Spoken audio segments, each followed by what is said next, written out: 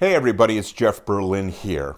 Now that my beginner reading book is available to people, some who have purchased it express confusion regarding the fingerings, so I'm going to explain them to you. Starting with the very first page, the very first lesson, the music is written written three notes, E, F, and G. And if those who have the book will notice, under the E is a 0, which means open string.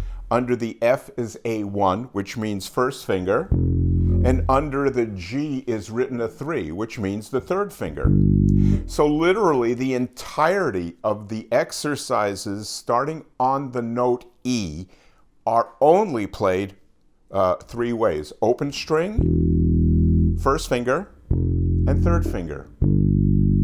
The same principle continues throughout the book. You'll notice open strings where I'll put a 0. You'll notice a 1 where sometimes it'll be on different frets. That's where you'll put the first finger and stay in position. The fingerings are trustworthy. You can use these fingerings. Or if you have a bass teacher who is entirely focused on the teaching of music, that's going to make this book even easier to learn, and the benefits will be yours, will be more quick, you'll more quickly acquire them, having a teacher that knows what these notes are and how they should be played. It's really simple. Follow the 0, follow the 1, follow the 2, the 3, or the 4 if it is written in the music that way. I hope this helps.